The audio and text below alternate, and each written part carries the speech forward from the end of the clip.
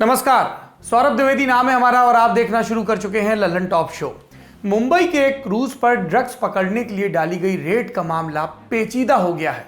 एक तरफ सुपरस्टार का बेटा जिसे बेल अभी तक नहीं मिली, दूसरी तरफ एक रसूखदार एनसीबी अफसर जिसकी भूमिका सवालों के घेरे में हर बीतते दिन के साथ आती जा रही है, और एक तीसरा पक्ष भी है एनसीपी नेता नवाब मलिक का, जो बेल के मामले पर कुछ नई नई बातें कर रहे हैं। उनकी बात भी करेंगे क्योंकि आज बॉम्बे हाई कोर्ट में इसकी फिर से सुनवाई हुई।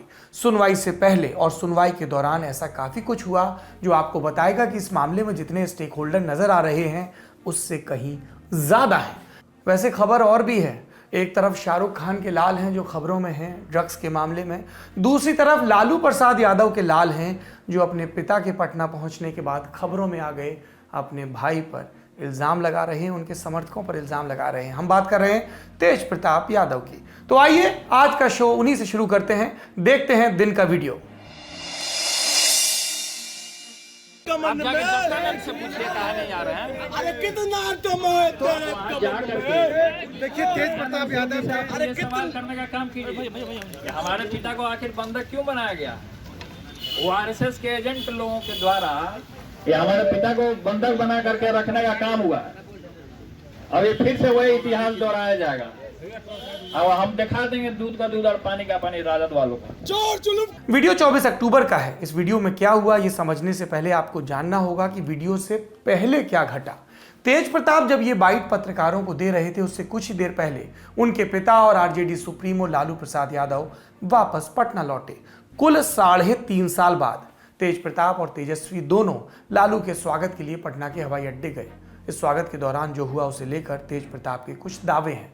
उनका इल्जाम कि उन्हें अपने पिता से मिलने नहीं दिया गया, ठेल दिया गया। इसके लिए उन्होंने प्रदेश अध्यक्ष जगदानंद सिंह, एमएलसी सुनील कुमार सिंह और तेजस्वी के राजनीतिक सलाहकार संजय यादव को दोषी ठहराया। तेज प्रताप चाहते थे लालू पहले उनके घर आए, उसके बाद राबड़ी देवी वाले निवास पर जाएं, पर ऐसा हुआ नहीं। तो तेज प्रताप अपने घर के बाहर धरने पर बैठ गए और इसी माहौल में तेज प्रताप का जो बयान आया हमने आपको दिखाया। और धरना उसका क्या हुआ, कुछ देर में खत्म हो गया, क्योंकि जब मीडिया में भब्बड़ कटा तो लालू और राबड़ी तेज प्रताप से मिलने आ गए, चेहरे पर तनाव लेकर मिलने आ गए। तेज प्रताप ने घर पर लालू के पांव धोए, जिसके बाद लालू वापस अपने घर आ गए। इसके बाद तेज प्रताप लालू और राबड़ी से मुलाकात करने 10 सर्कुलर रोड यानी उनके मूल आवास पर गए। तेज प्रताप के गुस्से और आरएसएस वाली बात, इसका मतलब क्या है? हमने पटना के कुछ पत्रकारों से बात की। सब ने कहा तेज प्रताप तेजस्वी के नज़दीकी लोगों को पसंद नहीं करते। इस लिस्ट में जगदानंद सिंह जो प्रदेश अध्यक्ष हैं और संजय यादव का नाम तो है ही, और भी कई लोग हैं। और रही बात तेज प्रताप को धक्का देने या ठेलने की और या माता पिता के घर में ना घुसने देने की, तो इस पर उन्होंने संशय जताया। हमने इंडियन एक्सप्रेस से जुड़े वरिष्ठ पत्रकार संतोष सिंह से पूछा तेज प्रताप की नाराजगी की क्या कुछ पॉलिटिकल वजह भी हैं। सुनिए उनका जवाब। देखिए, इसमें अब तेज प्रताप और तेजस्वी की जो फाइट है वो तकरीबन अब 2 साल से लगभग चल रही है और उसने डिफरेंट फॉर्म में अपने आप को असर्ट करने की तेज प्रताप ने कोशिश की है। ये टिकट वितरण के समय में आपको याद होगा कि 2019 के पहले भी अब उसके कैंडिडेट को नहीं दिया गया था, कुछ लोगों तो लालू राबड़ी मोर्चा बना लिया था। तो ये अपने आप को कृष्ण कहना, उसको अर्जुन कहना, ये सब शुरुआत उसने की। लेकिन अब क्या हो गया है कि जब से 2020 के बाद से जब तेजस्वी ने एज एन इंडिपेंडेंट लीडर अपने आप को असर्ट कर दिया है पार्टी में और नेशन में, तो उसकी स्थिति एक तरह से पॉलिटिकली कमजोर हो गई है। और तेज प्रताप की एज सच कोई पॉलिटिकल कंस्टिट्यूंसी नहीं है। उसके साथ एक यूथ विंग का उसको दिया गया था प्रभार, तो वो भी पूरी तरह से संभाल नहीं पाया। कुछ यूथ हैं जो उसके साथ होंगे, लेकिन उसकी एज सच उस तरह से नहीं है कि पार्टी को बहुत ज्यादा डैमेज करने की स्थिति में है। तो ये तेज प्रताप तेजस्वी भी समझते हैं, लालू जी भी समझते हैं। पार्टी के सारे नेताओं को कह दिया गया कि उस पर कोई बयान मत दीजिए, वो कोई भी प्रतिक्रिया दे तो उसको इग्नोर करना है। और तकरीबन तेजस्वी भी से भी मीडिया जब बात करती है तो तेजस्वी भी लगभग इसी मोड में वो रिएक्ट नहीं करते हैं। तो तेज प्रताप की पॉलिटिकल सेलिएबिलिटी नहीं है। मुझे अगर मैं कहूँ तो न्यूसेंस वैल्यू है पार्टी में। वो बोलेंगे लालू जी के बड़े बेटे हैं, उस सेंस में मीडिया में उनको जगह मिलती है और वो मिलती रहेगी। और पॉलिटिकल जो अपोनेंट्स हैं उनको भी वो मौका देते हैं। लेकिन मुझको नहीं लगता है कि दूरगामी कुछ नहीं होगा। अब पॉलिटिकली धीरे धीरे कोई वीक ही होते जाएंगे। उसके लिए सबसे प्रैक्टिकल ऑप्शन ये है कि अब वो को एग्जिस्ट करे उसमें। हमने संघ वाली बात पर भी पत्रकारों से सवाल किए। सभी का कहना था कि इस बात में कोई आधार होने की संभावना कम है। तेज प्रताप ने एक जुमला उछाला है, इससे ज्यादा कुछ नहीं। जब तक राजद आधिकारिक रूप से उनसे किनारा नहीं कर लेती ऐसी घटनाएं होती रहेंगी। पर यह इतना आसान भी नहीं, क्योंकि ऐसा होने के बाद तेज प्रताप राजद के लिए और भी बड़ी परेशानी बन सकते हैं। फिलहाल लालू प्रसाद यादव उन्हें कुछ काबू में रख पाते हैं। इस तरह की खबरें हैं कि उन्हें मीडिया से दूर रहने की हिदायत भी दी गई है। इसके बाद आगे क्या होगा ये देखना होगा, क्योंकि बगल के राज्य उत्तर प्रदेश में अखिलेश यादव और शिवपाल यादव का जो आपस का विवाद है वो लगातार सुर्खियों में है। लालू नहीं चाहेंगे कि उनके लाल भी इस तरह से लड़ें और परिवार का झगड़ा, पार्टी का झगड़ा सड़कों पर चर्चा का विषय बने। पर क्या लालू की मुराद पूरी होगी? रटा रटाया जुमला दे देता हूँ, वक्त बताएगा। पर दोनों भाइयों के बीच सब कुछ ठीक नहीं है, इसलिए इस तरह की वीडियो भविष्य में भी आने की संभावना है। बहरहाल हम बढ़ते हैं बड़ी खबर की तरफ। जिस तरह एक इल्ली कायांतरण के बाद तितली बन जाती है, उसी तरह मुंबई के तट के करीब एक क्रूज पर पड़ी एनसीबी की रेड का मामला भी अब ड्रग्स की बरामदगी और उस पर कार्रवाई से आगे निकल गया है। और इस आगे निकलती कार्रवाई में हुआ क्या? फिलहाल तो पूरा फोकस है शाहरुख खान के बेटे आर्यन खान की बेल और एनसीबी अधिकारी समीर वानखेड़े से जुड़े विवादों पर। पहले बेल की बात कर लेते हैं। आज आर्यन खान की बेल का मामला बॉम्बे हाईकोर्ट में सुना गया। हाईकोर्ट के सामने ये मामला आइटम नंबर 57 और 59 के रूप में आया। ये सुनवाई का क्रम है। दर्शक जानते हैं 19 अक्टूबर के रोज मुंबई की विशेष एनडीपीएस अदालत ने आर्यन खान, मुनमुन धमेचा और अरबाज मर्चेंट की जमानत याचिका खारिज कर दी थी। आर्यन खान को लेकर अदालत ने तब कहा था कि वो जानते थे कि उनके दोस्त अरबाज मर्चेंट के पास 6 ग्राम चरस है, इसलिए चाहे नारकोटिक्स कंट्रोल ब्यूरो को आर्यन के पास कोई ड्रग्स ना मिली हो, ये माना जाएगा कि आर्यन खान के पास ड्रग्स का कॉन्शियस पोजेशन था। सादी भाषा में कहें तो अदालत ने 2 अक्टूबर की घटनाओं को इसी तरह देखा कि आर्यन के पास ड्रग्स और उनकी जानकारी दोनों थी। आर्यन की अब तक की सारी बेल याचिकाओं में इस बात पर जोर दिया गया कि उनके पास ड्रग्स नहीं मिली थी और ना ही इस बात की पुष्टि हुई थी कि उन्होंने नशा किया था, इसलिए उन पर मामला नहीं बनता। लेकिन 19 अक्टूबर के दिन आए एनडीपीएस कोर्ट के आदेश ने साबित किया कि महज इस दलील से काम चलेगा नहीं। इसीलिए आज के दिन हाईकोर्ट में आर्यन के वकील न सिर्फ ज्यादा तैयारी से उपस्थित हुए, बल्कि अपने साथ एक नए और नामी वकील को भी लेकर आए। भारत के पूर्व अटॉर्नी जनरल और वरिष्ठ अधिवक्ता मुकुल रोहतगी। भारत सरकार के सबसे बड़े वकील रहने के अलावा रोहतगी ने फेसबुक, व्हाट्सएप, वोडाफोन जैसी नामी कंपनियों के केस भी पहले लड़े हैं। वो पूर्व मुंबई पुलिस कमिश्नर परमबीर सिंह के भी वकील रहे हैं। रिया चक्रवर्ती के मामले में भी उन्होंने बिहार सरकार का पक्ष रखा था। इन सारी बातों ने अदालत में होने वाली आज की जरह को लेकर हम सबकी, देश की उत्सुकता बढ़ा दी। लेकिन जरह शुरू होने से पहले भी बहुत कुछ हुआ। एनसीबी ने आर्यन खान की जमानत याचिका का विरोध करते हुए अपना जवाब दायर किया। इसमें एजेंसी ने कहा कि शुरुआती जांच के बाद आर्यन खान के अंतरराष्ट्रीय संबंधों का पता चला है। प्रथम दृष्टया उनका इशारा ड्रग्स की अवैध खरीद की तरफ है। ये साबित करते हैं कि आर्यन खान महज कंज्यूमर यानी ड्रग्स का सेवन करने वाला नहीं है, इसलिए ये कहना जल्दबाजी होगी कि उसके खिलाफ कोई सबूत नहीं, ऐसा एजेंसी ने कहा। एनसीबी ने अपने जवाब में रेड के दौरान गवाह रहे प्रभाकर सेल के हलफनामे का भी जिक्र किया। क्या था हलफनामे में? सेल ने दावा किया था कि उन्होंने एनसीबी के जोनल डायरेक्टर समीर वानखेड़े को मामले में लेन देन की बातें करते सुना था। इसके बाद ये इल्जाम जोर शोर से लगाया गया था कि समीर वानखेड़े ये सारी कार्रवाई उगाही के लिए कर रहे थे। सेल की मांग के बाद उन्हें महाराष्ट्र की पुलिस से सुरक्षा भी मिली। अब लौटते हैं एनसीबी के जवाब पर। सेल के हलफनामे पर एनसीबी ने कहा कि इस मामले पर सबूतों से छेड़छाड़ करने और जांच को प्रभावित करने की कोशिश हो रही है। ऐसा लगता है कि शाहरुख खान की मैनेजर पूजा ददलानी ने रेड के पंचों से संपर्क किया। आर्यन खान की जमानत याचिका तो इसी बात पर खारिज कर दी जानी चाहिए, ये एजेंसी का कहना था। सेल के हलफनामे के बाद समीर वानखेड़े बैकफुट पर आ गए थे। विजिलेंस की शाखा ने आरोपों पर जो उन पर लगे एक अंदरूनी जांच भी बिठा दी थी। कहा तो इसे आर्यन खान का मामला मजबूत करना था, लेकिन अब एनसीबी ने अदालत में इसी बिंदु पर जमानत का विरोध किया। इसीलिए आर्यन खान के वकीलों ने तत्परता से सुनवाई शुरू होने से पहले ही हलफनामे पर भी अपना जवाब दाखिल कर दिया। इसमें आर्यन खान की तरफ से साफ कहा गया कि उनका प्रभाकर सेल या केपी गोसावी से कोई संबंध नहीं है। अपील की गई जमानत याचिका को किसी और के हलफनामे से प्रभावित हुए बिना सुना जाए। यह भी कहा वकीलों ने कि आर्यन खान एनसीबी या किसी अधिकारी पर कोई आरोप नहीं लगा रहे हैं। गौर करिए, एक तरफ इल्जाम लग रहे हैं कि डील हो रही थी, दूसरी तरफ बेल में उनसे बचा जा रहा है। तो ये सब होता रहा। दूसरी तरफ कोर्ट रूम, वहां पर भीड़ बढ़ने लगी। कोविड प्रोटोकॉल का पालन न होते देख जज उठ गए।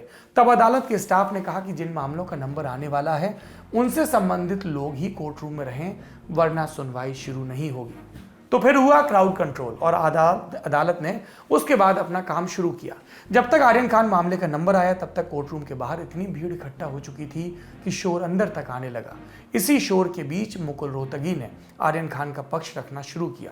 कहा कि आर्यन खान और अरबाज मर्चेंट प्रति गाबा के बुलावे पर क्रूज पर जा रहे थे, लेकिन क्रूज टर्मिनल पर ही उन्हें एनसीबी ने हिरासत में ले लिया। आर्यन के पास ना तो ड्रग्स मिली और ना ये साबित किया जा सका कि उन्होंने ड्रग्स का सेवन किया था। उन्हें तो गिरफ्तार ही नहीं किया जाना चाहिए था। आर्यन का गिरफ्तारी के बाद मेडिकल टेस्ट भी नहीं किया गया था। रोहतगी ने इसके बाद दलील दी कि एनसीबी के अधिकारी भले पुलिस अधिकारी ना हो, लेकिन वो पुलिस के अधिकारों का इस्तेमाल करते हैं। 2020 में तूफान सिंह मामले में सुप्रीम कोर्ट ने अपने आदेश में कहा था कि एनसीबी के अधिकारियों को पुलिस अधिकारी माना जा सकता है। उनके सामने दिया गया कबूलनामा सबूत की तरह पेश नहीं किया जा सकता। इसके बाद रोहतगी ने कॉन्शियस पोजेशन की व्याख्या पर दलील दी। कहा कि कॉन्शियस पोजेशन उसी चीज का माना जा सकता है जो हमारी जानकारी में हो, जिस पर हमारा काबू हो, नियंत्रण हो। मान लीजिए हम एक कार चला रहे हैं, अगर कार में कुछ मिले तो उसे कॉन्शियस पोजेशन माना जा सकता है। लेकिन आर्यन के मामले में ऐसा नहीं है। कोई दूसरा अपने जूते में क्या लेकर चलता है वो आर्यन को प्रभावित नहीं करता। उसे आर्यन का कॉन्शियस पोजेशन नहीं कहा जा सकता। आगे रोहतगी बोले कि अगर मान भी लिया जाए कि आर्यन के पास चरस थी, तब भी अधिकतम सजा 1 साल की हो सकती है। फिर कानून की मंशा तो ये है कि अगर कोई ड्रग्स की छोटी मात्रा के साथ पकड़ा जाए या उसने कम मात्रा में नशा किया हो तो उसे पुनर्वास केंद्र भेजा जाए, न कि जेल। रोहतगी ने यह भी पूछा कि जब आर्यन पर एनडीपीएस एक्ट की धारा 27A के तहत आरोप नहीं लगाए गए तो उन्हें साजिशकर्ता कैसे बताया जा रहा है। दर्शकों की जानकारी के लिए हम बता दें कि 27A तब लगती है जब आरोपी नशे के कारोबार को फाइनेंस करता हो या फिर नशीली दवाओं को बनाने में संलिप्त पाया जाए। नशे के कारोबार में पैसा लगाने वाले को मुख्य आरोपी की तरह देखा जाता है और ये संगीन आरोप होता है और इसके मामलों में जाहिर सी बात है जमानत आसानी से नहीं मिलती। आर्यन की जो कथित चैट लीक हुई उस पर भी रोहतगी ने अपने बयान दिया, अपनी बात रखी, दलीलें दी। कहा कि चैट की बातें रिकॉर्ड पर नहीं रखी गई, लेकिन उनका जिक्र किया गया, जबकि किसी चैट का संबंध क्रूज पार्टी से नहीं था। रोहतगी ने यह भी साफ किया कि आर्यन का किसी भी पंच माने रेड के दौरान गवाह रहे व्यक्तियों से, मसलन प्रभाकर सैल या केपी गोसावी से कोई संबंध नहीं है। उन्होंने नवाब मलिक का नाम लिए बिना यह भी जोड़ा कि उनके द्वारा लगाए गए किसी भी आरोप से भी आर्यन का संबंध नहीं है। चैट्स में आर्यन और अचित कुमार की बातचीत का जिक्र भी था। इस पर अचित कुमार के वकील की दलीलें आई। उन्होंने क्या कहा कि जिन चैट्स का जिक्र हुआ है वो 12 से 14 महीने पुरानी है और उसमें भी बात एक ऑनलाइन गेम खेलने की हो रही है। इसके बाद अचित कुमार के वकील अमित देसाई ने अपना पक्ष रखा और फिर सुनवाई कल दोपहर 2:30 बजे तक के लिए स्थगित हो गई। और जाहिर सी बात है कि इस कार्रवाई के अगले दिन के लिए स्थगित होने के बाद टीवी की स्क्रीन पर ब्रेकिंग न्यूज चलने लगी कि शाहरुख खान के बेटे को आज भी नहीं मिली बेल, कल इस पर और सुनवाई होगी। अब आर्यन खान की बेल इस बात पर भी निर्भर करेगी कि अदालत वकीलों की दलीलों के बाद कॉन्शियस पोजेशन की व्याख्या कैसे करती है, और ये व्याख्या सिर्फ आर्यन खान वाले मामले को ही प्रभावित नहीं करेगी। इससे इस तरह के सभी मामलों में आरोपियों के भविष्य पर असर पड़ेगा। ऊंची अदालतों के फैसलों की नजीर दी जाती है दूसरे मुकदमों में। वैसे चलते चलते एक अपडेट आपको और दे दें।